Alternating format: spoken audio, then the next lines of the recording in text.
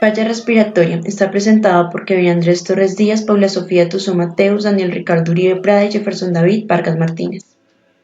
¿Qué es la falla respiratoria? Es el intercambio de gases inadecuado causado por el mal funcionamiento de uno o más componentes respiratorios.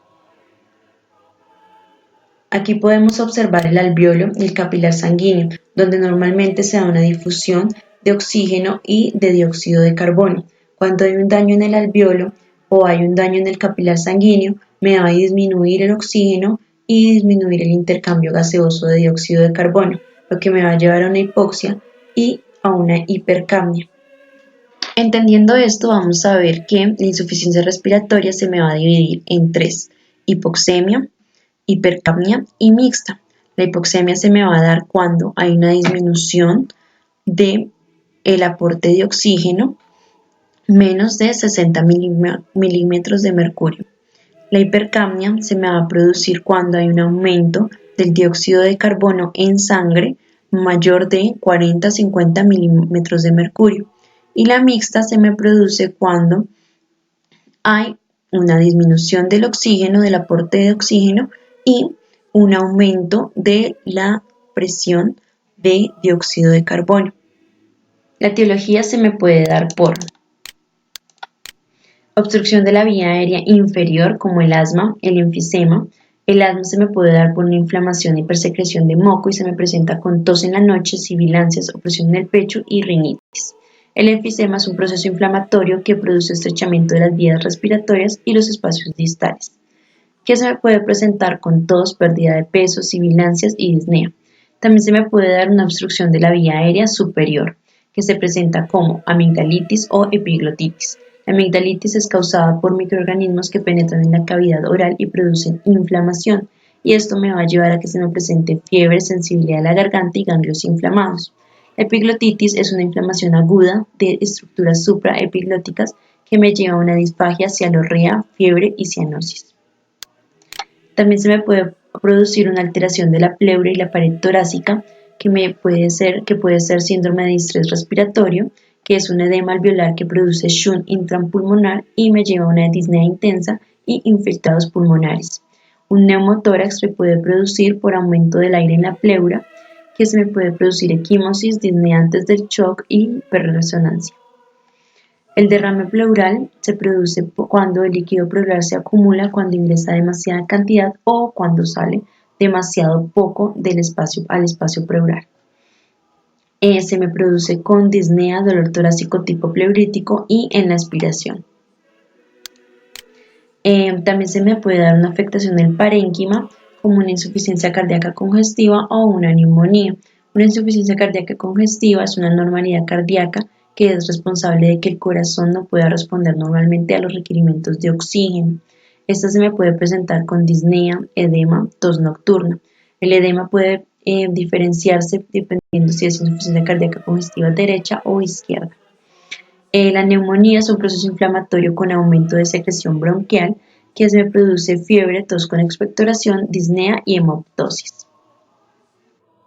Ahora, para entender la fisiopatología de la insuficiencia respiratoria, vamos a tener que ver la relación de la ventilación y la perfusión. Una buena relación de ventilación y perfusión se ve aquí en este patrón. Vemos aquí el alveolo y aquí el capilar. Vemos que tiene una buena ventilación por los niveles de oxígeno y una buena perfusión por los niveles de dióxido.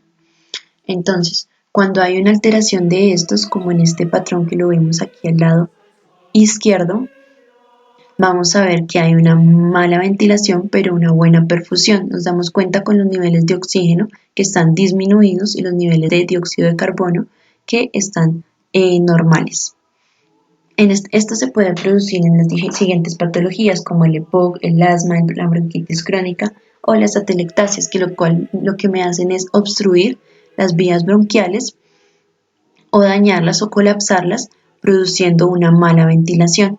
También tenemos el otro patrón de la derecha, que lo que va a pasar es una mala perfusión, pero una buena ventilación. Nos damos cuenta de los niveles de oxígeno y los niveles de carbono. Esto se me puede producir básicamente por un daño en la precarga, como un shock, un trauma, una hipotensión, un daño en el cronotropismo, como una fibrilación, una bradicardia inusual, o un daño en el inotropismo, como una hipertrofia. Se me puede producir la alteración pues como tal de la perfusión del dióxido y también pues me va a afectar simultáneamente pues la difusión en el capilar como tal, no en el alveolo del oxígeno.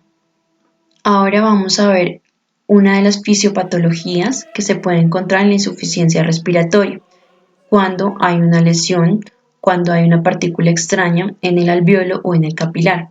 Entonces vamos a ver aquí el alveolo normal, que tiene su célula tipo 1 y célula tipo 2, sus neumocitos, el macrófago alveolar, la capa de sustancia tensioactiva, la membrana basal epitelial, y en el intersticio vamos a encontrar varios fibroblastos.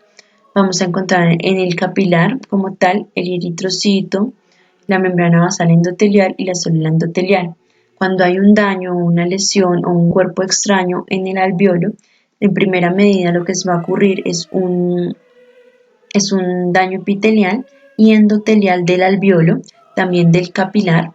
Luego se me va a producir una activación de células inflamatorias y antiinflamatorias, que va a ser como una competencia entre ellas dos, y lo me va a generar un aumento de la permeabilidad y lo que me va a llevar a un edema intersticial, generando un llenado y un cierre de los alveolos y disminuyendo así su perfusión y la distensibilidad del alveolo, colapsándolo también y llevándolo a una insuficiencia respiratoria. Si encuentras un paciente así, ¿qué manejo le darías?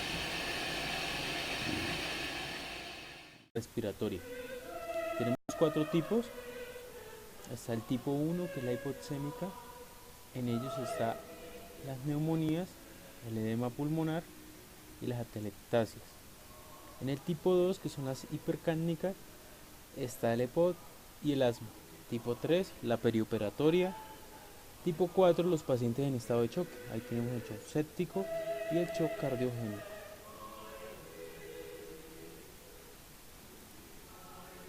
Ahora, semiología de la falla respiratoria. ¿Qué podemos encontrar?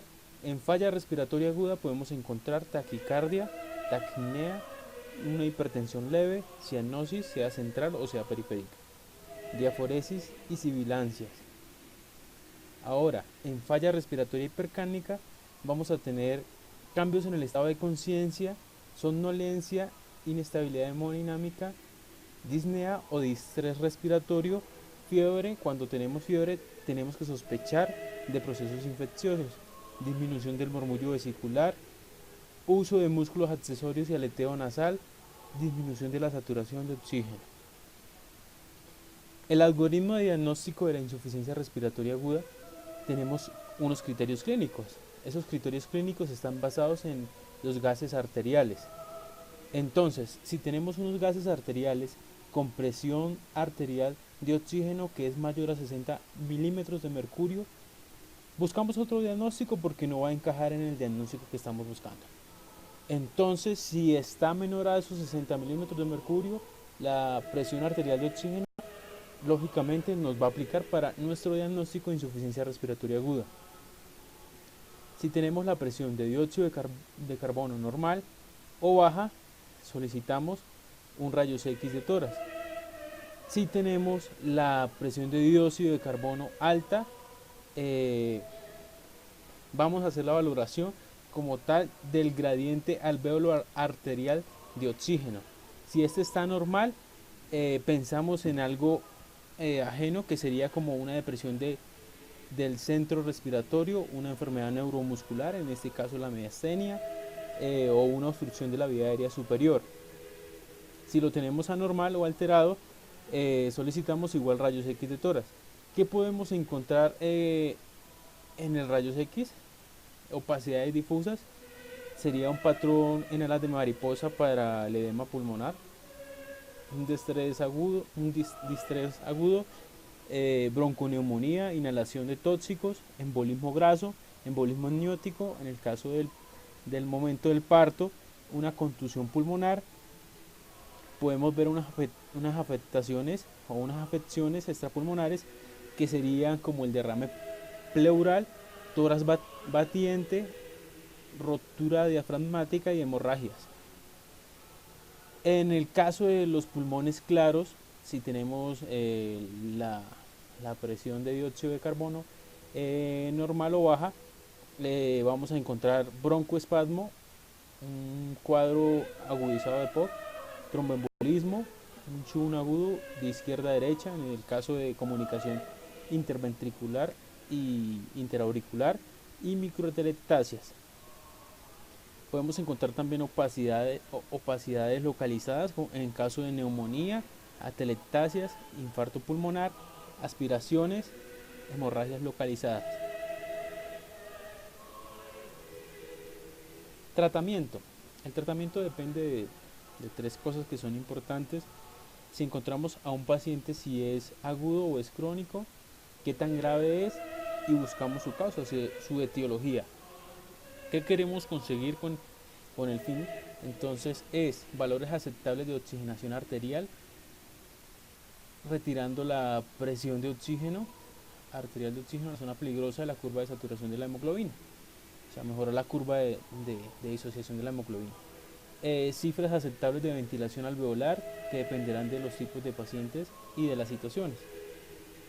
Entonces el tratamiento se divide en, tenemos administración de oxígeno, oxigenoterapia, fuentes de oxígeno, y ventilación no invasiva y ventilación invasiva.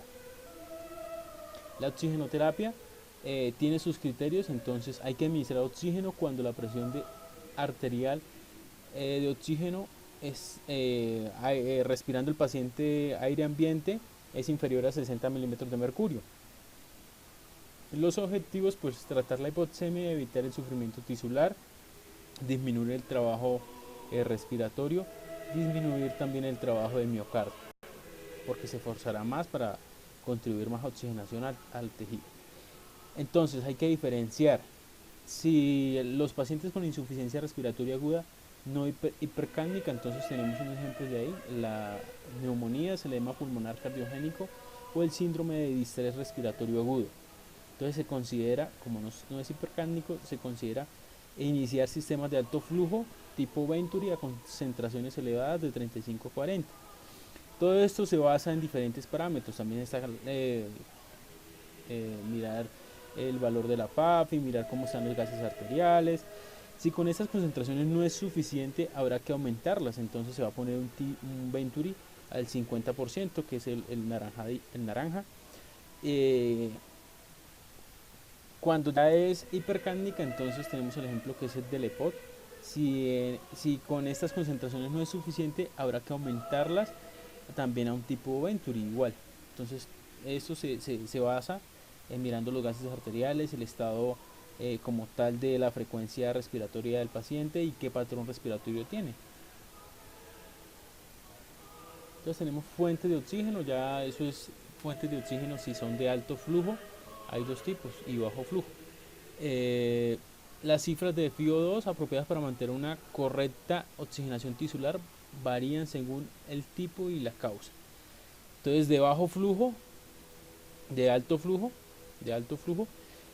son todos los que nos permiten administrar oxígeno necesario, y en los casos que la FiO2 no se modifica con la ventilación del paciente, debido a que el flujo ha de ser más alto que los requerimientos ventilatorios del paciente. Los más utilizados en la clínica diaria son el sistema Venturi, por su facilidad y que nos garantizan que el paciente va a tener un aporte mayor de oxígeno. Y los de bajo flujo está los dos sistemas, que son las cánulas nasales y las mascarillas con bolsa reservorio. En el caso de las cánulas nasales tenemos una administración máxima de 3 litros, de 1 a 3 litros. Puede ser inferior a 1 en caso de niños, proporcionando una FiO2 aproximadamente entre el 24 y el 35% respectivamente. En el caso de las mascarillas con reservorio, proporciona una FiO2 dentro de la modalidad de administración de oxígeno. ¿Quiénes vieron? ¿Quién estaba ahí? La que está en la 16 ¿Me acá. regalas acá, Feli, por favor?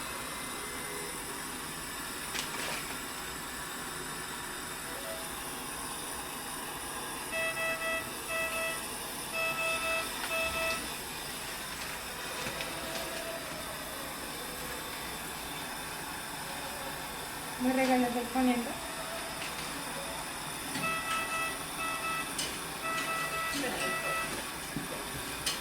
Me hizo columna de aire. No, ¿Qué ese se es usa el pelo para que se vea la columna de aire?